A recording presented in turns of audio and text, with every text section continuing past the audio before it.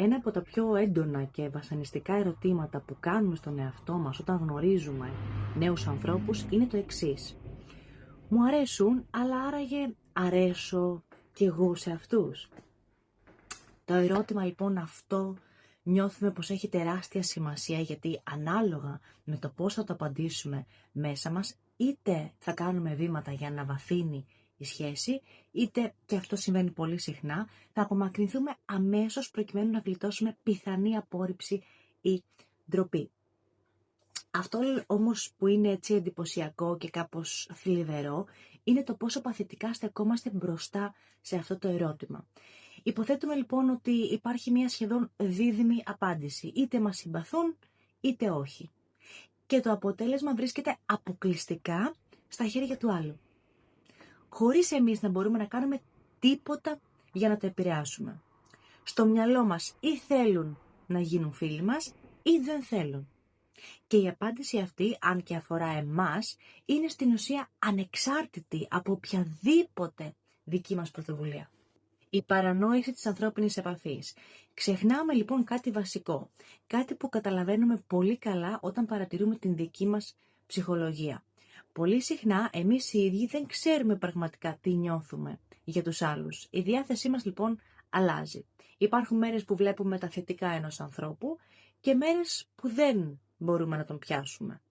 Αλλά και εδώ είναι το κρίσιμο σημείο. Αυτό που συνήθως μας βοηθά να αποφασίσουμε τι σημαίνει κάποιος για εμάς. Είναι λοιπόν το πώς νιώθουμε ότι εμείς σημαίνουμε για εκείνο. Όλοι περιμένουν τον άλλον. Η πιθανότητα μιας όμορφης φιλίας συχνά κρέμεται από μια λεπτή κλωστή. Και οι δύο πλευρές περιμένουν ένα σημάδι από τον άλλον ότι τους συμπαθεί, πριν τολμήσουν λοιπόν να δείξουν ενθουσιασμό ή ενδιαφέρον. Και οι δύο λειτουργούν με μια αόρατη υπόθεση, ότι ο άλλος έχει ήδη διαμορφώσει μια γνώμη για την αξία μας. Μια γνώμη που είναι ατσαλάκωτη, αμετάβλητη και δεν μπορεί να αλλάξει από οτιδήποτε κάνουμε. Είναι λοιπόν σαν να πιστεύουμε ότι ο άλλος ξέρει ήδη τι αξίζουμε και ότι η γνώμη του δεν επηρεάζεται από την παρουσία, τη ζεστασιά ή τη στάση μας. Αλλά η πραγματικότητα είναι πιο ευέλικτη. Υποπίεση ξεχνάμε πόσο εύπλαστη είναι στην πραγματικότητα η ανθρώπινη προτίμηση. Το αν κάποιος θέλει να γίνει φίλος μας εξαρτάται σε μεγάλο βαθμό από το πώς φερόμαστε εμείς σε εκείνον. Αν βρούμε λίγη γενναιότητα και καταφέρουμε να κρατήσουμε εκείνους τους βαθιούς παιδικούς φόβους στην άκρη, έχουμε τεράστια δύναμη να διαμορφώσουμε τη σχέση. Μπορούμε να τους βοηθήσουμε να μας δουν με θετικό τρόπο, κυρίως δείχνοντάς τους ότι εμείς τους βλέπουμε θετικά. Μπορούμε να χρησιμοποιήσουμε όλη τη γοητεία μας. Έτσι, να θυμηθούμε μικρές λεπτομέρειες που είπαν, να δείξουμε πραγματικό ενδιαφέρον για τη ζωή τους. Να γελάσουμε με τα αστεία τους, να συμπάσχουμε με τις δυσκολίες τους. Και όσο μαγικό και αν ακούγεται, η γοητεία αυτή, αν είναι ειλικρινής, σχεδόν πάντα ανοίγει πόρτες. Πρέπει πραγματικά να είμαστε πολύ άτυχοι για να συναντήσουμε έναν άνθρωπο που δεν θα ανταποκριθεί σε μια τέτοια ζεστή φιλική στάση. Η αλήθεια είναι πως κάποιος πρέπει να ρισκάρει πρώτος.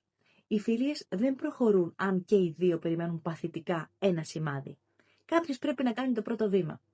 Να δείξει ότι είναι διαθέσιμος για σύνδεση, ακόμη και πριν πάρει οποιαδήποτε ένδειξη ότι τον θέλουν πίσω. Πρέπει λοιπόν να καταλάβουμε ότι το αν κάποιος μας συμπαθεί δεν εξαρτάται από κάτι μυστικό μέσα μας. Εξαρτάται από το πώς συμπεριφερόμαστε και από το αν τολμάμε να δείξουμε ζεστασιά, ενδιαφέρον, ανθρωπιά. Και ακόμη κι αν στην αρχή ο άλλος δείχνει λίγο απόμακρος ή αφηρημένος, συχνά αυτό σημαίνει επειδή και εκείνος φοβάται ότι δεν μπορεί να μας ικανοποιήσει, ότι δεν είναι αρκετός. Αν εμείς λοιπόν συνεχίσουμε με σταθερή, ήρεμη, αυθεντική ζεστασιά, τα τείχη πέφτουν. Το πιο λυπηρό δεν είναι όταν δύο άνθρωποι δεν συμπαθούν ο ένας τον άλλον. Το πιο λυπηρό είναι όταν δύο άνθρωποι θα μπορούσαν να συνδεθούν, αλλά δεν το κάνουν ποτέ επειδή και οι δύο φοβούνται ότι ο άλλος μάλλον δεν με θέλει. Και έτσι κανένας δεν κάνει βήμα και η πιθανότητα εξαφανίζεται. Αντί να βασανιζόμαστε με το ερώτημα «Μ' αρέσει, αλλά άραγε με συμπαθεί», είναι πολύ πιο σοφό και πολύ πιο αποτελεσματικό να κάνουμε κάτι άλλο. Να συγκεντρωθούμε στο να δείξουμε ότι εμείς το συμπαθούμε. Αυτή είναι η αρχή κάθε αληθινής φιλίας και σχεδόν πάντα η ζωή ανταποκρίνεται.